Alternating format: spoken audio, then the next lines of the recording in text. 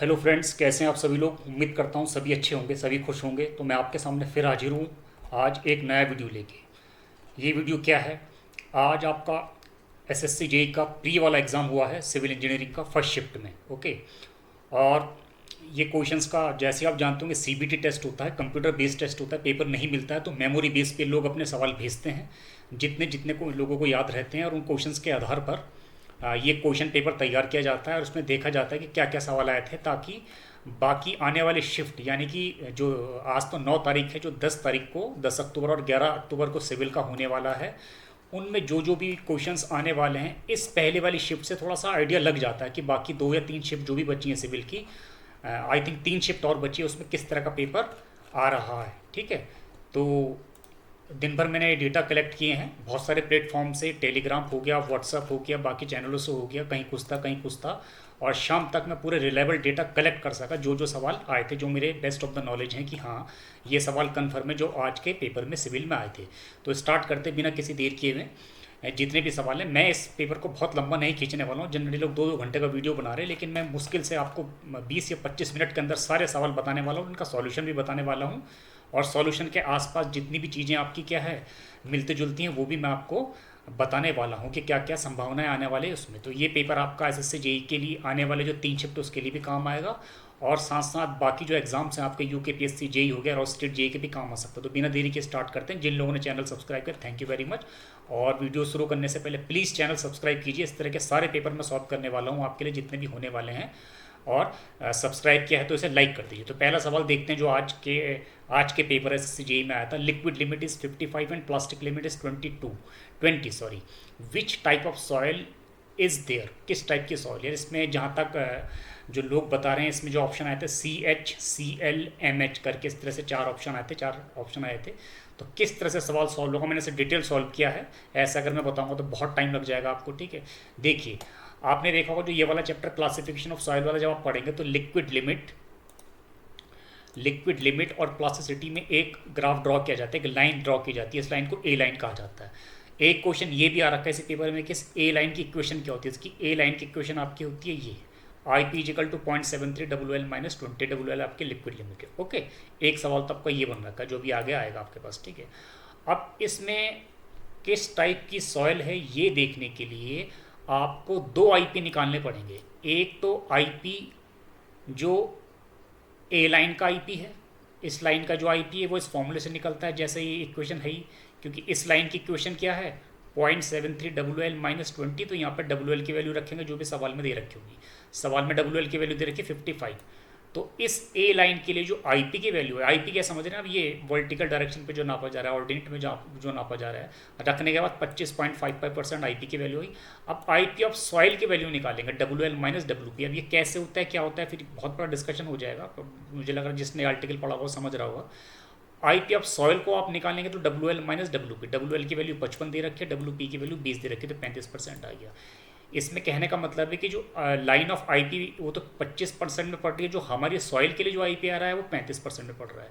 It means जो हमारा soil का जो आईपी आ रहा होगा है वो कितने में पड़ रहा है आपका, वो आपका पड़ रहा है ये लेके चलिए आप 55% ये, यानी कि 55 यहाँ पे कहीं आ रहा होगा, 85 ये, और ये कितना आ रहा है 35%, और आईपी के लिए 25%, तो ये तो 25% है अगर आप ये नापेंगे आईपी के लिए। लेकिन हमारी सॉइल के लिए WL - WP की वैल्यू 35% आ रही है। इसका मतलब हमारे लिए जो वैल्यू जाएगी वो यहाँ जाएगी कहीं। समझ गए आप। WL हमने कितना लिया 55%, सवाल में दे रखा, तो 55 यहाँ कहीं आएगा, ऐसा समझना है आपको इस सवाल को। ठीक है। और उसके बाद आईपी आपने क्या निकाला अपनी सॉइल के लिए 35%। ठीक है। तो 35% कहाँ तक जाएगा, 25% यहाँ तक, ये 25% है। ओके। ये 25% आ रहा है एपी ऑफ लाइन के लिए जो निकाला हमने। लेकिन हमारे सॉइल के लिए 35, तो यानी कि 25 से 10 ऊपर जाएगा, यानी कि इस जोन पे हमारी सॉइल पड़ेगी। तो सीधे सीधे आपको आंसर मिल जाएगा यहाँ CH। इसका आंसर CH हो जाना चाहिए। ठीक है। थोड़ा जानकारी के लिए अगर और भी कुछ आप समझना चाहते हैं, क्योंकि यही सवाल आपकी बाकी शिफ्ट में भी घुमा फिरा के आ सकता है। देखो, इसमें 2-3 चीज़ें याद रखनी होती है। एक तो लिक्विड लिमिट 20 से लाइन स्टार्ट होती है ए लाइन की। 35% और 50% के बीच में पड़ने वाली सॉइल को अगर ए लाइन से ऊपर है तो CI कहेंगे, अगर ए लाइन से नीचे है तो उसे MI कहेंगे। अब C क्या है, C का मतलब क्ले है, I का मतलब है इंटरमीडिएट प्लास्टिसिटी, M का मतलब यहाँ होता है सिल्ट। ओके, मैंने पूरा आर्टिकल समझा दिया आपको ताकि बाकी सवाल भी आप इसमें कर सकें। एम का मतलब होता है सिल्ट, और आई का मतलब होता है इंटरमीडिएट यानी कि मीडिएट प्लास्टिसिटी की, ठीक है। तो अगर इस रेंज पे पर आपकी पड़ रही है सॉयल, मतलब 35 से 50 के बीच में लिक्विड है, लिक्विड लिमिट है, और ये ए और A5 इस तरह से निकाल कर अगर ये इस जोन में आ रहा है तो इसे MI कहेंगे, ऊपर वाले जोन पर आ रहा है तो CI कहेंगे। इसी तरह से 35% से नीचे आपकी लिक्विड लिमिट, अगर ए लाइन से ऊपर पड़ रही है आपके सॉइल तो उसे CL कहेंगे। C का मतलब क्ले है, L का मतलब है लो प्लास्टिसिटी, M का मतलब सिल्ट है, L का मतलब है लो प्लास्टिसिटी। इसी तरह से CH और MH का मतलब है क्ले और सिल्ट, H का मतलब हाई प्लास्टिसिटी और H का मतलब यहाँ भी हाई प्लास्टिसिटी। इस तरह से मैंने लिखा है, तो हमारे केस में आंसर होना चाहिए CH, clay of high plasticity. थोड़ा सा बड़ा सवाल है, आप देख के जाना, बाकी एग्जाम में भी आपके आ सकता है। नेक्स्ट क्वेश्चन की तरफ बढ़ते हैं, बाकी सवाल छोटे ही हैं। Constant head of permeability test. देखो, परमिबिलिटी नापने के दो टेस्ट होते हैं, कांस्टेंट हेड परमिबिलिटी टेस्ट होता है, एक फॉलिंग हेड परमिबिलिटी टेस्ट होता है, ठीक है, जानते होंगे, ठीक है। क्या फ़र्क है दोनों में? कांस्टेंट हेड परमिबिलिटी टेस्ट जो होता है वो कोर्स ग्रेन सॉइल के लिए होता है। किसके लिए होता है? कोर्स ग्रेन सॉइल के लिए, ठीक है। अब कोर्स ग्रेन सॉइल कौन सी होती है? जनरली कोर्स ग्रेन उसे कहा जाता है जिसका साइज क्या है आपका, आई थिंक 4.75 mm से ऊपर होता है। मतलब इन शॉर्ट अगर आप जानना चाहें तो क्ले और सिल्ट तो फाइन में आती है, फाइन सॉइल में आपकी जनरली क्ले और सिल्ट ये फाइन में आती है, और कोर्स ग्रेन में आती है आपकी सैंड और ग्रेवल, ठीक है। तो जिस तरह से भी आपका आंसर पूछा गया होगा आप लिख सकते हैं इसमें, ठीक है। कांस्टेंट हेड परमिबिलिटी टेस्ट का जो आंसर होगा वो कोर्स ग्रेन सॉइल के लिए इस्तेमाल किया जाता है, ये ऑप्शन है तो कोर्स ग्रेन मारेंगे आप, और अगर सैंड और ग्रेवल है तो कोर्स ग्रेन का एग्जांपल ही सैंड और ग्रेवल है, ये भी आंसर हो सकता है, ठीक है। कोर्स ग्रेन सैंड भी हो सकती है और ग्रेवल भी हो सकती है। मुझे लग रहा है आसान सवाल समझ गए होंगे आप। और यही सवाल अगर फॉलिंग हेड परमिबिलिटी टेस्ट की बात करेंगे तो वो फाइन ग्रेन सॉइल के इस्तेमाल किया जाता है। क्यों? क्योंकि कांस्टेंट हेड परमिबिलिटी टेस्ट में अच्छा खासा कंसीडर्ड अमाउंट ऑफ वाटर इकट्ठा किया जा सकता है, इसलिए क्या है ये मोटी सॉइल के लिए होता है। और फॉलिंग हेड में अगर आप पानी डालेंगे तो पानी निकलेगा ही नहीं उससे, ठीक है। तो उसके लिए तो फिर कुछ और टेक्नोलॉजी हमें इस्तेमाल करनी पड़ती है फॉलिंग हेड परमिबिलिटी टेस्ट, ठीक है। आगे बढ़ते हैं। A line of equation soil, a line क्या मैंने अभी आपको बताई, ए लाइन ऑफ इक्वेशन ये वाली पर IP = 2.73 WL - 20। नेक्स्ट बढ़ते हैं। Difference between consolidation and compaction. देखो इसमें जो आंसर आ रखा था वैसे तो इसमें बहुत सारे डिफरेंस होते हैं कंसोलिडेशन कॉम्पैक्शन में, लेकिन ऐसा सुनने में आ रहा है कि एक्सपल्जन, एक्सपल्जन का मतलब होता है निकलना, एक्सपल्जन ऑफ वाटर और एक्सपल्जन ऑफ एयर को मिला के इन्होंने ऑप्शन बना रखा था। तो मैं आपको बताता हूँ कंसोलिडेशन की जो डेफिनेशन होती है, it is squeezing out of water. Squeezing का मतलब निचोड़ना किसी चीज़ को, ठीक है। तो consolidation is squeezing out of water without replacement of water by air. मतलब इस पूरे प्रोसेस में मिट्टी से पानी निकलता है लेकिन पानी की जगह एयर ट्रांसफर नहीं होती, एक तो ये ध्यान रखें आप, ठीक है। दूसरा, कंसोलिडेशन सस्टेन लोडिंग के अंतर्गत होता है। मतलब सस्टेन लोडिंग का मतलब क्या है, ये मिट्टी का सैंपल है और ऊपर से लोड एकदम टिका हुआ है, मतलब एकदम बिल्कुल क्या लोड लग रखा है। मतलब ऐसा नहीं कि आप उठा के फिर से दोबारा हथौड़े से मारें, नहीं, सस्टेन एकदम कंसिस्टेंट लोड रहेगा, उस तरह से पानी निकलता जाएगा, ऐसे कंसोलिडेशन कहते हैं। कॉम्पैक्शन में क्या होता है, इसमें तो कंसोलिडेशन में पानी निकलता है मतलब एक्सपल्जन ऑफ वाटर। कॉम्पैक्शन में क्या होता है, एक्सपल्जन ऑफ एयर होता है, एक तो आप ये ध्यान रखें, ठीक है। तो आंसर इन्हीं के बीच में था, expulsion of water, expulsion of air. इसमें एक्सपल्जन ऑफ वाटर होता है, इसमें एक्सपल्जन ऑफ एयर होता है। कॉम्पैक्शन में एक चीज़ और याद रखें, ये सस्टेन लोडिंग के अंतर्गत होता है कंसोलिडेशन, जबकि कॉम्पैक्शन आपका क्या होता है, इम्पैक्ट लोडिंग के अंतर्गत होता है। मतलब कुछ ऊंचाई से आप क्या है मिट्टी पे, मुझे लग रहा है जहाँ तक है 12 इंच, एक में 12 इंच से गिराते हैं आप स्टैंडर्ड प्रॉक्टर टेस्ट में, और मॉडिफाइड प्रॉक्टर टेस्ट में आप 18 इंच से गिराते हैं। कितने केजी का, एक 4 केजी का होता है, जहाँ तक मुझे ध्यान आ रहा है दूसरा एक 5 केजी का होता है। तो उसका मतलब इसमें इम्पैक्ट लोडिंग होती है, और इसमें क्या होती है आपकी सस्टेन लोडिंग होती है। इसमें क्या है, compaction is the artificially rearrangement of the soil particle, एक डेफिनेशन ये भी है इसमें पानी निकलता है लेकिन इसमें आप ऊपर से गिरा के उसका जो अरेंजमेंट को रीअरेंज करते हैं, ठीक है। तो मुझे लग रहा है काफ़ी मैंने एक्सप्लेन कर दिया आपको, बाकी आप बुक में भी देख सकते हैं। नेक्स्ट आपका था which test is suitable for undrained shear strength. इसमें देखो जो सबसे सूटेबल आंसर था वहाँ पर वो है शेयर टेस्ट, जो बच्चे बता रहे हैं, सॉरी वेन शेयर टेस्ट था, ठीक है। अब वेन शेयर टेस्ट की क्या खासियत थी, देखो मैं आप सब कुछ लिखा मैंने आपके लिए। क्वेश्चन नंबर 5 में क्या है, वेन शेयर टेस्ट क्या होता है, इसमें देखो 4-5 सवाल बनते हैं, हो सकता है बाकी शिफ्ट में सवाल बन जाए। एक तो बेस्ट सूटेड, ऐसा नहीं कि बाकी के लिए यूज़ नहीं हो सकता, लेकिन best suited for cohesive soil, cohesive soil clay, ऐसा भी ऑप्शन आपका बन सकता है कि बताइए वेन शेयर टेस्ट किसके लिए इस्तेमाल किया जाता है। तो या तो ऑप्शन कोहेसिव सॉइल हो सकता है या क्ले हो सकता है, क्योंकि क्ले कोहेसिव सॉइल ही होती है। दूसरा, इट इज़ अनड्रेन टेस्ट। जो सवाल हमसे पूछा गया, अभी जो बात आ रही है उसमें यही था कि 4 ऑप्शन दे रखे थे। एक डायरेक्ट शेयर टेस्ट था। डायरेक्ट शेयर टेस्ट तो दोनों तरह से इस्तेमाल किया जा सकता है, आपका ड्रेन कंडीशन में भी और अनड्रेन कंडीशन में, लेकिन वेन शेयर टेस्ट आपका अनड्रेन टेस्ट होता है। तो यहाँ पर ये ही ऑप्शन था जो अनड्रेन को सेटिस्फाई कर रहा था। तीसरा सवाल क्या बन सकता है, used for in situ shear strength. एक सवाल ये भी बन सकता है इसमें। इन सिचू का मतलब है प्रैक्टिकली जैसा फील्ड में गए, उस फील्ड में जैसी भी कंडीशन थी वहीं पर शेयर स्ट्रेंथ आपने निकाली ऑन द स्पॉट, उसे बोलते हैं इन सिचू। ऐसा नहीं कि लैब में जाकर आप उसका पानी निकाल रहे हैं, वाटर कंटेंट मेजर कर रहे हैं, ऐसा कुछ नहीं है। इन सिचू को बोलते हैं कि ऑन द फील्ड अगर आप किसी की आप शेयर स्ट्रेंथ निकालें, ठीक है। तीसरा इसमें सवाल क्या बनता है, शेयर स्ट्रेंथ का फॉर्मूले पे भी सवाल बनता है। गेट में भी ये सवाल आता है और बाकी ए के पेपर में भी, इसलिए एसएससी जेईई में भी सवाल पहले भी आ चुका है और इस बार भी आने की पूरी संभावना है। मतलब वेन शेयर टेस्ट से जो शेयर स्ट्रेंथ निकालें उसका फॉर्मूला क्या होता है, that is T upon pi D square h/2 plus d/12।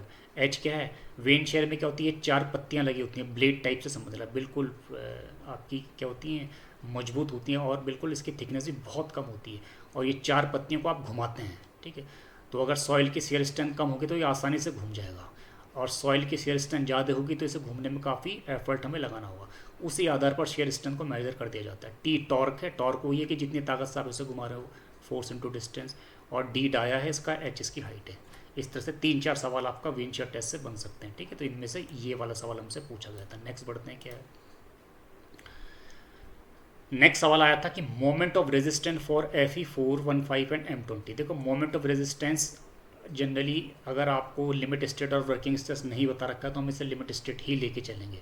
क्या है लिमिट स्टेट में मोमेंट ऑफ रेजिस्टेंस का फॉर्मूला, Fe415 के लिए अगर मैं आपको बताऊँ, ये याद होगा मुझे लग रहा सभी को, 138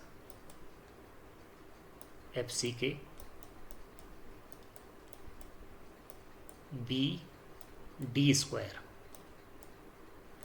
ये आपका है मोमेंट ऑफ रेजिस्टेंस किसके लिए, Fe415 ग्रेड के लिए, Fe415 के लिए ये होता है, ठीक है।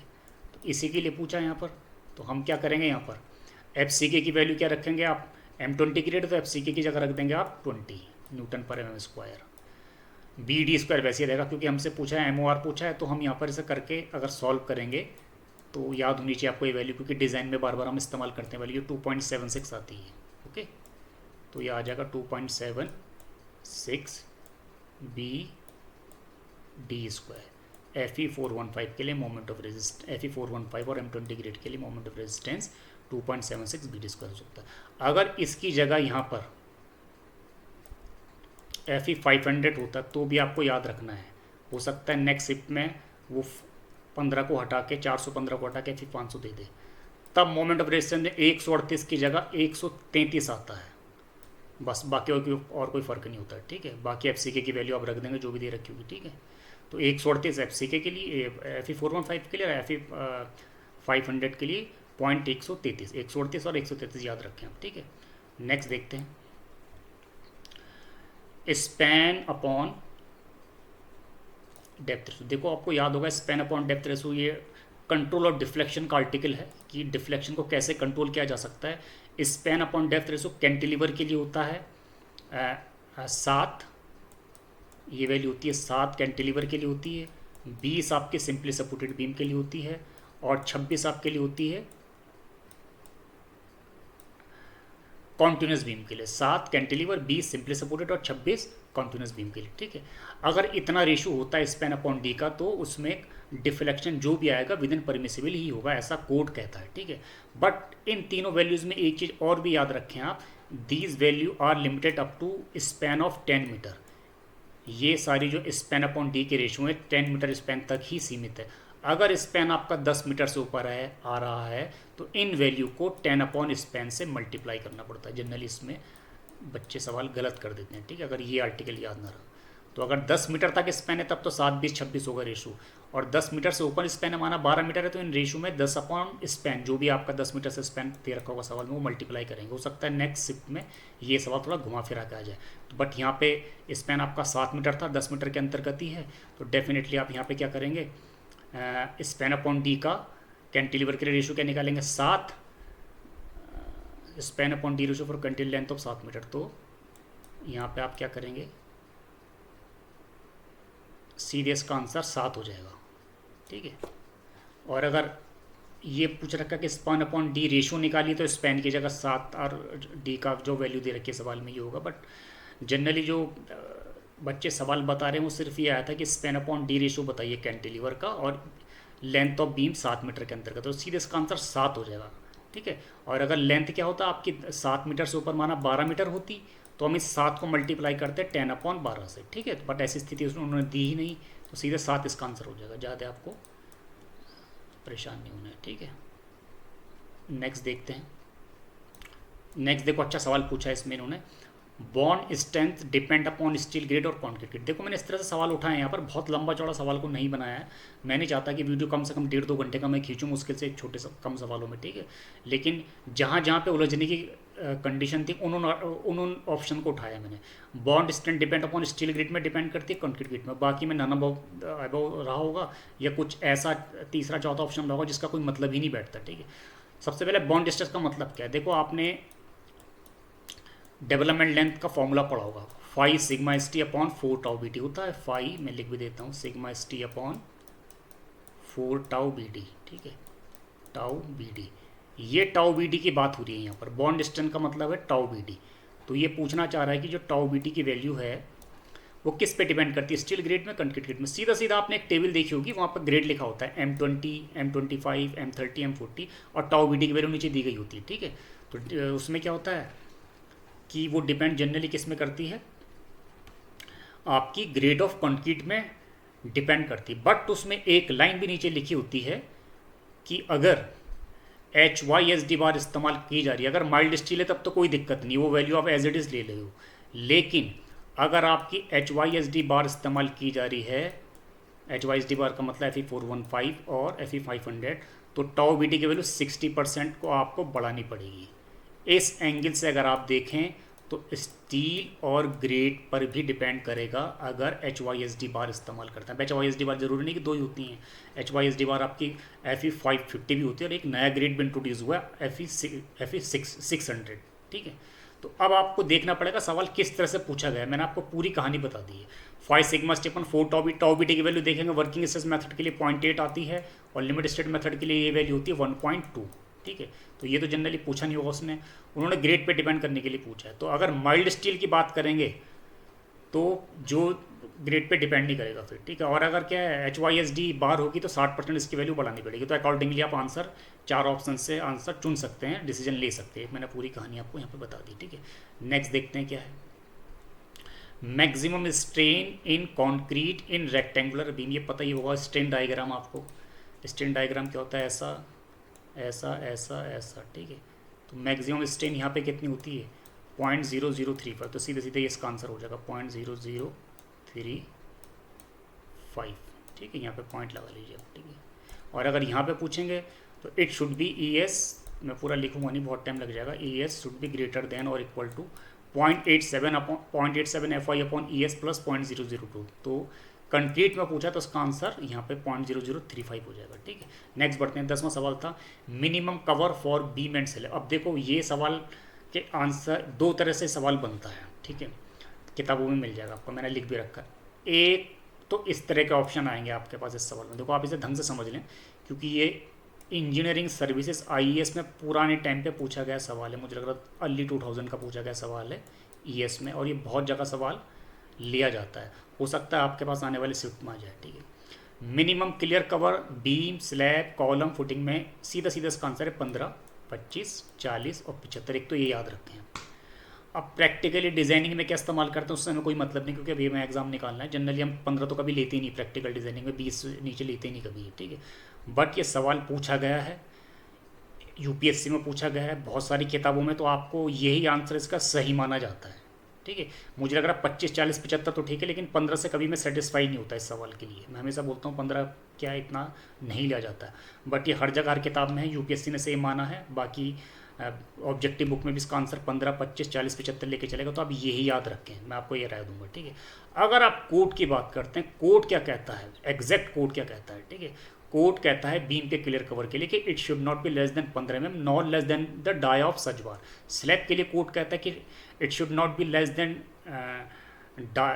It should not be less than 15 mm, not less than twice 2 time dia of such bar. ये कोड की लाइनें मैंने आपको बता दी, मुझे कोड की लाइनें याद हैं, लेकिन अगर इस तरह से पूछा गया तब आप ये वाली लाइनें लिखोगे जैसा मैं बता रहा हूँ, जो लाइनें मैंने बताई है। अगर इस तरह की लाइनें वहाँ पर दी गई है, बट जनरली ऐसा सवाल बनता ही नहीं है, ये 15, 25, 40, 75 में ही ये सवाल बनता है, तो आप इस हिसाब से इसका आंसर करेंगे। तो इस हिसाब से सवाल पूछा गया था।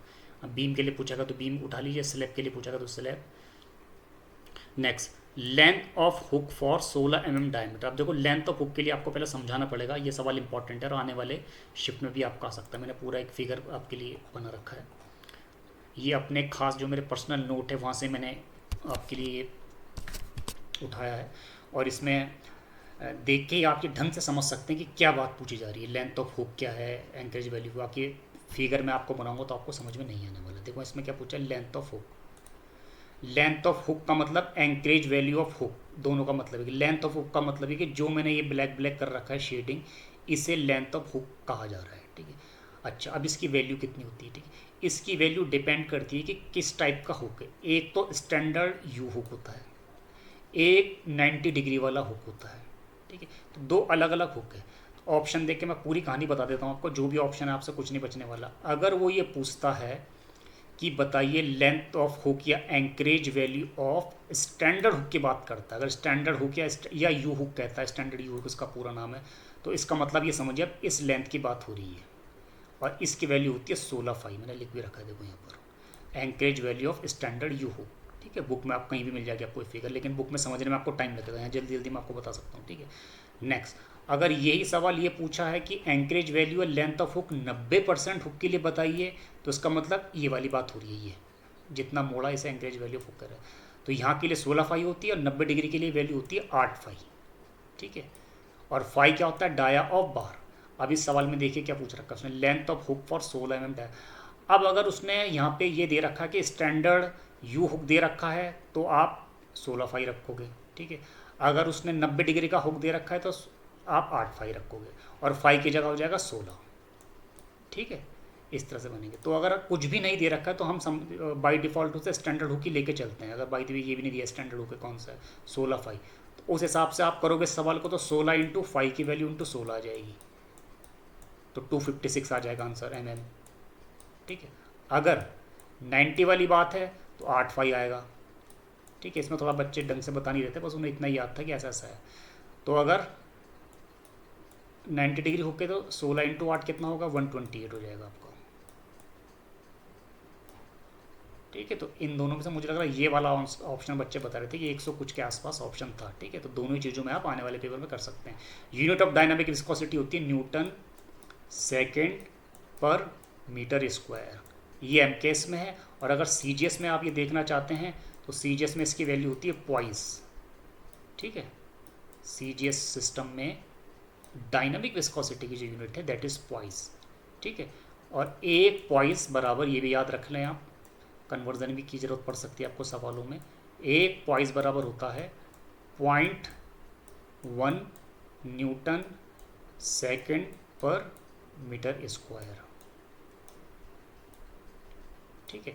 और अगर मैं यही बात किसकी करूं, अगर काइनेमेटिक विस्कोसिटी की बात करूंगा तो काइनेमेटिक विस्कोसिटी की यूनिट होती है मीटर स्क्वायर पर सेकेंड, मतलब जो एक्सेलरेशन की यूनिट होती है मीटर पर सेकेंड स्क्वायर, सेकेंड स्क्वायर का स्क्वायर उठाकर ऊपर कर दीजिए, अभी काइनेमेटिक विस्कोसिटी की यूनिट बन जाती है। और काइनेमेटिक विस्कोसिटी की सीजीएस सिस्टम में यूनिट है स्टोक, ये भी पूछ सकता है, ठीक है।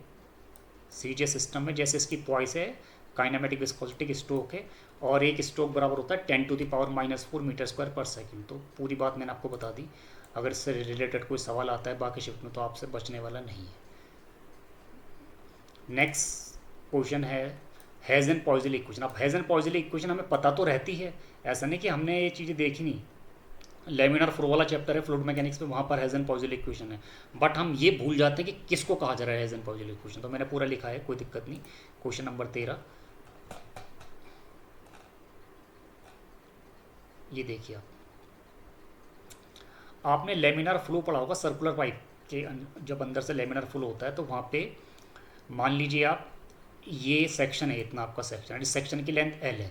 तो जब पानी यहाँ से यहाँ फ्लो होगा तो क्या होगा, आपका प्रेशर कम होगा। यहाँ से यहाँ तक प्रेशर तो कम ही होता है, एनर्जी हमेशा fluid energy direction in the direction of flow कम होती है। तो माना इन दोनों के बीच, यानी कि एल लेंथ का जो सेक्शन है, इन दोनों के बीच माना प्रेशर ड्रॉप, जो प्रेशर में कमी आती है, माना वो डेल्टा पी है। तो डेल्टा पी अपॉन गामा, पूरी इसकी इक्वेशन होती है पैराबोलिक इक्वेशन, उसे सॉल्व करने के बाद डेल्टा पी अपॉन गामा की वैल्यू आती है 32 mu V L upon gamma D square. इसे ही हेज़न-पॉइज़ेल इक्वेशन कहते हैं। ये ऐसे ये भी बोल सकते हैं कि यहाँ से यहाँ तक एल दूरी तक जाने पर कितना हेड लॉस हो रहा है, that is delta P upon gamma, gamma से डिवाइड करने पर ये मीटर पे आ जाएगी इसकी वैल्यू। तो इस हेड लॉस को ही हेज़न-पॉइज़ेल इक्वेशन के नाम से जाना जाता है। 32 म्यू आपका डायनामिक विस्कोसिटी, वी वेलोसिटी है आपकी, और एल आपका लेंथ है, डी आपका डाया है, और गामा आपका यूनिट वेट ऑफ वाटर या फ्लूइड जो भी यहाँ जा रहा है, ठीक है। तो इसे पॉइज़ेल इक्वेशन कहते हैं, ये भी ध्यान रख लें आप। फ्रॉड नंबर क्या है देखो, फ्रॉड नंबर और 2-3 नंबर और हैं जनरली पूछने की पूरी संभावना, तो मैंने ढंग से लिखा। आपको किसी भी किताब में देखने की जरूरत नहीं, मैंने जो भी चीज़ उतारी है या ली अपने नोट से ली है, बिल्कुल to the best of my knowledge. Froude number होता है under root F I upon F G. F I का मतलब है इनर्शिया फोर्स, थोड़ा बड़ा कर लेता हूँ अगर आपको दिख नहीं रहा है।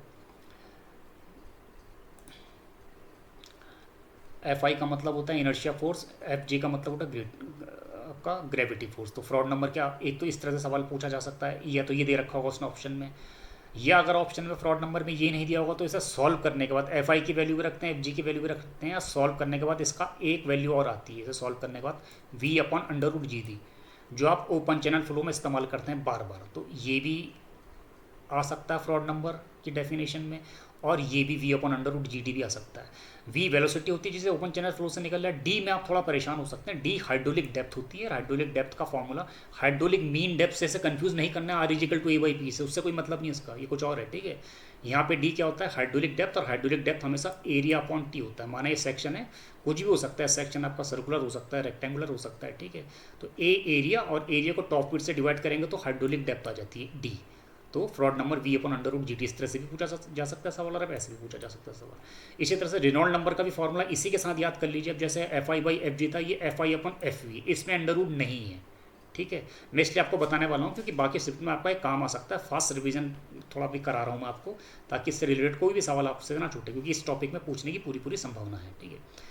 तो Reynold number F I upon F V viscous force है। यूलर नंबर पूछते हैं तो अंडर रूट आ जाता है, under root F I upon F P pressure force है। और अगर मैक नंबर पूछता है तो under root F I upon F E, और एफ ई इलास्टिक फोर्स। तो किसी भी तरह से घुमा फिरा के 4 नंबर से आपका सवाल पूछा जा सकता है, 1, 2, 3 और 4। इसे तो आप नोट भी कर सकते हैं, या इसका आप स्क्रीन शॉट भी ले सकते हैं। कोई आपको कन्फर्म करने की ज़रूरत नहीं, मैं बिल्कुल एक्यूरेट चीज़ ही लिखता हूँ, जो थोड़ा गड़बड़ है तो वो उस चीज़ को लेता ही नहीं, ठीक है। तो आप फटाफट से रिवाइज कर लीजिए नेक्स्ट पेपर में। नेक्स्ट, यूट्यूब मैनोमीटर देखा होगा आपने, इस तरह का होता है जनरली। जब ये कौन सा एक्सपेरिमेंट है वो, मैं वेंचुरी मीटर में से इस्तेमाल करते हैं आप, ठीक है। इस तरह से वेंचुरी मीटर में वहाँ पे इस तरह जनरली लगा होता है, ठीक है। तो एक यहाँ पे होता है, एक यहाँ पे होता है। तो यूट्यूब मैनोमीटर किस लिए इस्तेमाल किया जाता है, प्रेशर डिफरेंस के लिए। प्रेशर डिफरेंस इसका आंसर है, क्योंकि ये इसका आंसर था जो इसके ऑप्शन में। प्रेशर डिफरेंस के लिए जनरली आपका यूट्यूब मैनोमीटर इस्तेमाल किया जाता है। तो आगे बढ़ते हैं फिर। Relation between depth and width for economical section, तो बी इजिकल टू 2y होता है इसमें।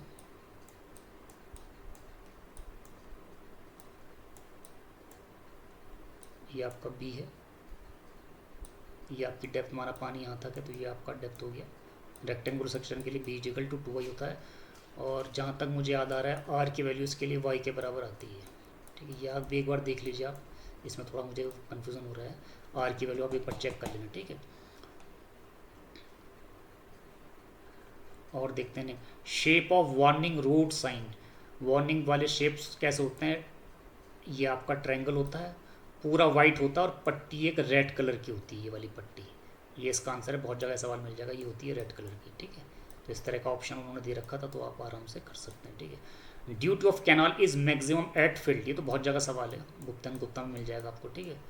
ड्यूटी ऑफ कैनाल कहाँ होती है, मैक्सिमम एट फील्ड। कहने का मतलब क्या है, ड्यूटी क्या होती है कि कितना, ड्यूटी क्या है, duty is the area irrigated in hectare, the area irrigated in hectare by 1 cumec discharge continuously supplied for base period. मतलब कहने का मतलब है, ड्यूटी का मतलब है कि 1 मीटर क्यूब पर सेकेंड पानी से आप कितना एरिया इरिगेट कर सकते हो। तो डेफिनेटली अगर पानी यहाँ से गुजर रहा होगा तो यहाँ पे तो कम ही होगा, और अगर मैं फील्ड में ऐसा पानी पूरा फैला दूंगा, ठीक है, इस तरह से पानी फैला दूंगा पूरा, जो भी यहाँ डिस्चार्ज आ रहा होगा ऐसे पूरा फैला दूंगा, तो एरिया इरिगेटेड ज़्यादा हो जाएगा। तो उसका मतलब फील्ड में ही ड्यूटी की वैल्यू ज़्यादा होती है, क्योंकि यहाँ पर एरिया इरिगेटेड ज़्यादा होता है। ठीक है, सीधा सीधा इसका समझना भी इसका बहुत आसान है, कोई टिपिकल क्वेश्चन नहीं है। नेक्स्ट देखते हैं, if fluorescence is less than 10% what was the condition. इसमें हैवी है, मीडिएटर है, लो है, ये पूछा गया था, लिख रखा है मैंने इसके लिए भी। क्वेश्चन नंबर 19 देखिए आप, इफ फ्लोरोसेंस अगर 0 से 10% के बीच में होती है तो स्लाइट फ्लोरोसेंस कहा जाता है, 10 से 50 के बीच में होती है तो उसे मॉडरेट कहा जाता है, 50 से ऊपर होती है तो उसे हैवी कहा जाता है। बस इसी तरह से 4 ऑप्शन थे और आपको एक उठाना था। नेक्स्ट देखते हैं, slenderness ratio of tension member. देखो इसका ये सवाल स्टील स्ट्रक्चर का है और हमेशा ही ये सवाल आता है हर पेपर में। ठीक है, तो इसके साथ साथ आपको 3-4 चीज़ें याद रखनी है। इसमें आप थोड़ा सा गलत कर सकते हैं अगर आपने पूरा सवाल ढंग से नहीं पढ़ा, इसलिए मैंने से पूरा सवाल लिखा भी नहीं, क्योंकि मैं इसमें आपको 3 या 4 सवाल बनते हैं इससे रिलेटेड, मैं चारों आपको बताने वाला हूँ क्या क्या सवाल है। तो बिना टाइम गवाए हम फटाफट देखते हैं। ये देखिए आप, मैंने पूरा लिखा है। एक तो ये सवाल बनेगा आपका, थोड़ा ये स्लो चल रहा है, टेंशन मेंबर। ठीक है, टाइप्स ऑफ मेंबर। अगर सवाल की लैंग्वेज में ये दे रखा है, क्योंकि बच्चे सवाल की लैंग्वेज ढंग से बता नहीं पा रहे थे, कोई कुछ कह रहा था, कोई कुछ कह रहा था, तो मैंने 4 ऑप्शन इसके लिए आपको बता रहा हूँ आने वाले पेपर के लिए। A tension member in which reversal of direct stress due to load other than wind और अर्थक्वेक। मतलब विंड और अर्थक्वेक लोड को हटाने के बाद, इनको हटा के जो लोग भी इसमें पड़ रहे हैं, रिवर्सल यानी कि कभी टेंशन कभी क्या है कंप्रेशन, तब मैक्सिमम स्लेंडरनेस रेशियो की वैल्यू होती है 180। एक कंडीशन तो ये होगी। एक कंडीशन में यही बात लिखी होगी, but subjected to reversal of stress resulting from action of wind और अर्थक्वेक। यहाँ तो विंड और अर्थक्वेक नहीं था, ठीक है, यहाँ पे विंड और अर्थक्वेक नहीं था, लेकिन यहाँ पे विंड और अर्थक्वेक है। अगर विंड और अर्थक्वेक नहीं है तो 180 होता है मैक्सिमम स्लेंडरनेस रेशियो। अगर विंड और अर्थक्वेक का इफेक्ट आपने ले लिया है resulting from the action of wind, तब इसकी वैल्यू 150 होती। 2 सवाल तो ये बनेंगे आपके। 2 सवाल कंप्रेशन मेंबर के लिए भी बन सकते हैं, वो भी मैंने लिखा है, वो भी देखिए आप, ये भी आपको याद होनी चाहिए। A member carrying compressive load resulting from dead load and superimpose load. एक तो सिंपल कंडीशन हो गई, ठीक है, किसके लिए है ये, कंप्रेसिव लोड के लिए, वो टेंशन के लिए था, कंप्रेशन लोड के लिए। कंप्रेशन लोड में अगर केवल डेड लोड और सिंपल सुपर इम्पोज लोड हो केवल, तो 180 होगा मैक्सिमम स्लेंडरनेस रेशियो। ठीक है, अगर कंप्रेसिव इसके साथ साथ जो भी ये लोड आ रहे हैं उसमें विंड और अर्थक्वेक फोर्सेज भी हो, बस इतना ध्यान रखना, विंड और अर्थक्वेक फोर्सेज भी हो, तब इसकी वैल्यू 250 हो जाएगी। अगर केवल डेड लोड हो तो 180 मैक्सिमम स्लेंडरनेस रेशियो, और अगर विंड और अर्थक्वेक भी तो 250 हो गई। ठीक है, और बाकी अभी जो टेंशन मेंबर की बात हो रही थी उन्होंने फिर से रिपीट करके मैं बता रहा हूँ, 350 वाला जो अभी ऊपर बताया था ये वही है। ठीक है, ये कुछ नया मत समझो आप।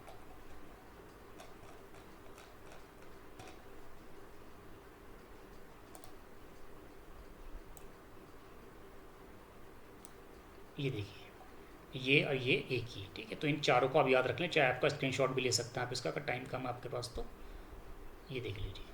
ठीक है, तो 4 सवाल आपके बन सकते हैं। अब इनमें जो भी आ रखा होगा, जो भी लैंग्वेज रही होगी, उस हिसाब से आंसर इसका हो जाएगा। ठीक है, permissible limit of nitrate in drinking water. देखो जो ये वाटर वाले चैप्टर से जो सवाल 3 सवाल पूछे गए हैं इसमें, एक TDS पूछा गया है, एक परमिसिबल लिमिट ऑफ नाइट्रेट पूछा गया और एक फ्री अमोनिया के बारे में पूछा गया। तीनों को मैं एक साथ आपको बता देता हूँ और 1-2 चीज़ें और भी बता देता हूँ उसके साथ आपको, ताकि आपको दिक्कत ना हो।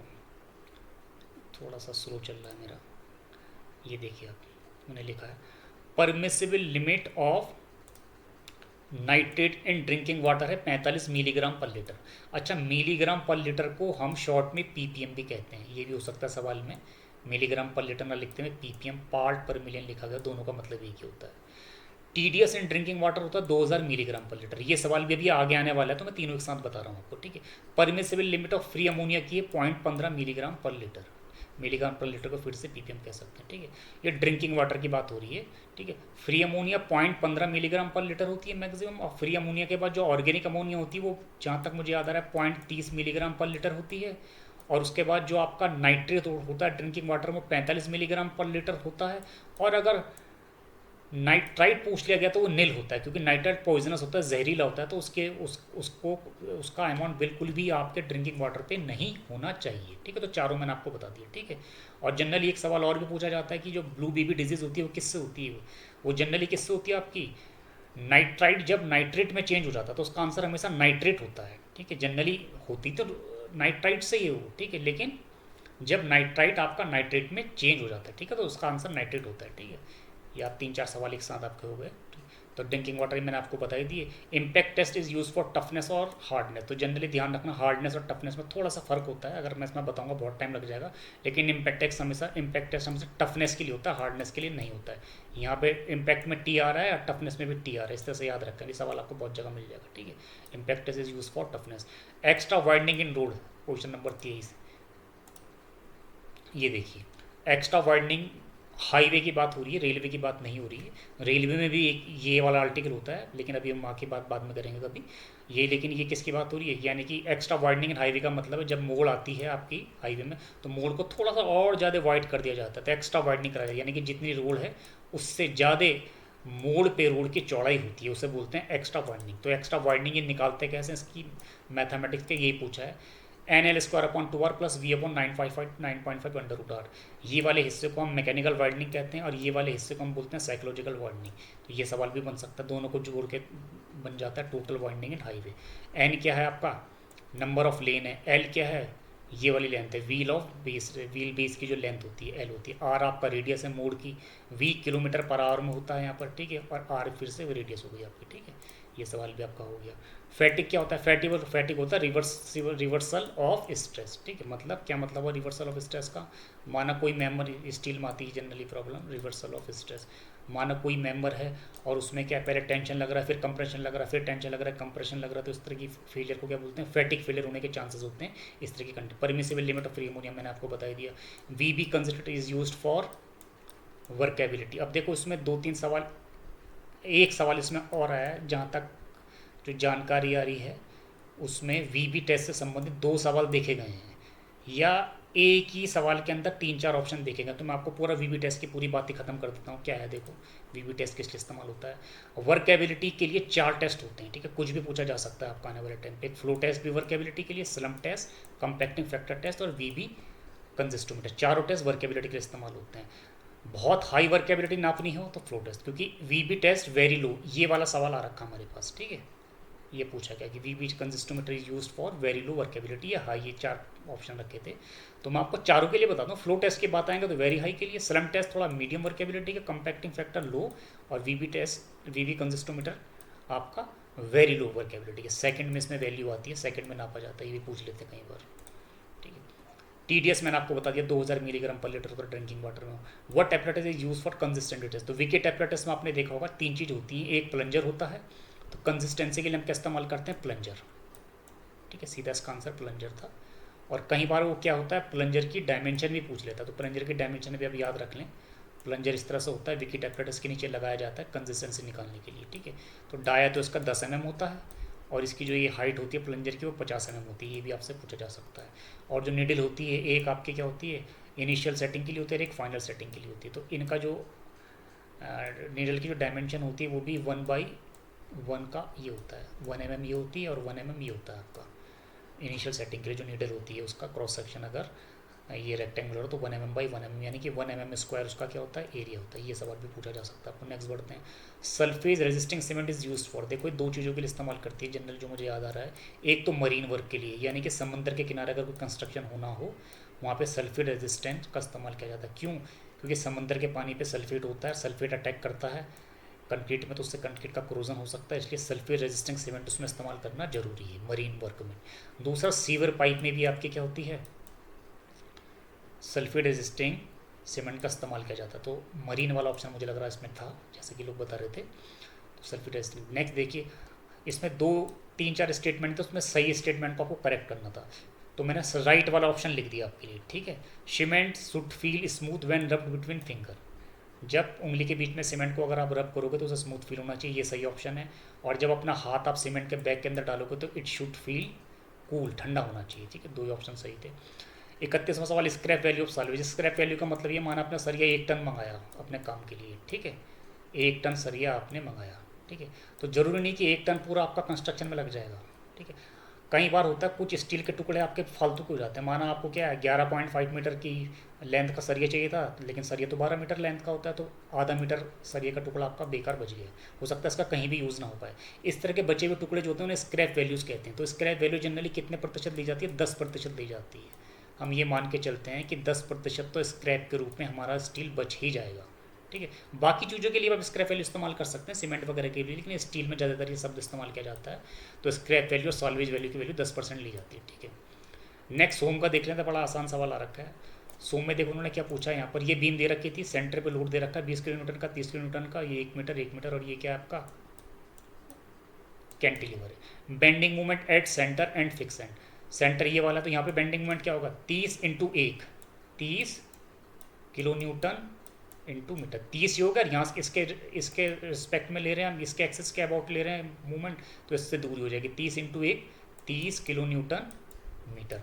अब अगर उसने ये पूछ रखा है हैगिंग या सॉगिंग, हैगिंग है या हॉगिंग है या सैगिंग है, तो ये हॉगिंग होगी, बट ये दे नहीं रखा था उसने, केवल 30 दे रखा था। अगर विथ साइन पूछा है तो माइनस लेंगे, ठीक है। हॉगिंग क्योंकि नेगेटिव होती है, तो अकॉर्डिंगली आप आंसर चूज कर सकते हैं। Bending moment at centre and fix, fix में अगर बेंडिंग मोमेंट निकालेंगे तो यहाँ पे कितना हो जाएगा बेंडिंग मोमेंट? ये वाला फोर्स 20 इंटू 1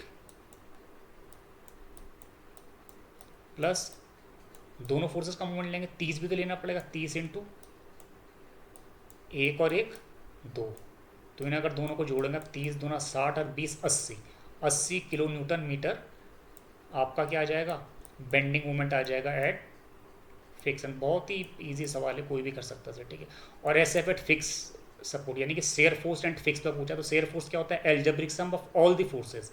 किसी सेक्शन पे शेयर फोर्स निकालेंगे तो सारी फोर्सेस का एल्जेब्रिक सम, तो सब एल्जेब्रिक सम 20 ये है या 30 ये, यानी कि 50 आ जाएगा इसका answer. 50 kilo Newton fix and पर आपका क्या हो जाएगा? शेयर फोर्स हो जाएगा। तो सभी ने कर लिया होगा सवाल, ठीक है।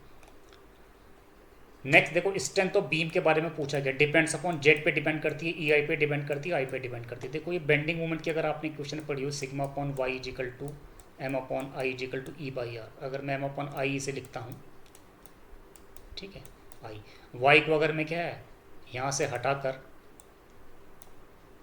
यहाँ ले आता हूँ वाई को, और वाई को फिर यहाँ नीचे से इसके नीचे कर देता हूँ, फिर यहाँ नीचे ले आता हूँ, तो ये फॉर्मूला क्या बन जाएगा आपका? Sigma equal to M upon, और आई बाई वाई को आप जेड से भी कहते हैं, सेक्शन मॉडुलस। इस तरह से अगर आप देखें तो एम की वैल्यू यहाँ पे क्या बन जाएगा? Formula M equal to sigma Z. इसे हम बार बार इस्तेमाल करते हैं इस फॉर्मूले को। और ये एम ही आपकी क्या है? मोमेंट रेजिस्टिंग कैपेसिटी है, जिसे आप स्ट्रेंथ ऑफ बीम कहते हैं। क्योंकि बेंडिंग मोमेंट का जो सामना करता है, जो बेंडिंग मोमेंट को रोकता है, जो झेलता है, वो मोमेंट ऑफ रेजिस्टेंस ही होता है। तो ये एम यहाँ पर मोमेंट ऑफ रेजिस्टेंस ही है। तो मोमेंट ऑफ रेजिस्टेंस किस में डिपेंड करता है? एक तो सिग्मा और इंटू जेड है। अब सिग्मा क्या? सिग्मा तो बीम की अपनी मैक्सिमम स्ट्रेस है जो बीम झेल सकती है। तो हर बीम की एक मैक्सिमम स्ट्रेंथ होती है। सिग्मा सीबीसी जैसे हम कंक्रीट के लिए इस्तेमाल करते हैं, सिग्मा सीबीसी हर के लिए, कि किसी के लिए 5 होता है, किसी के लिए 7 होता है, तो वो तो घट बढ़ सकता नहीं है, वो तो उतना ही रहना है। किसी भी बीम के मटेरियल पे डिपेंड करता है।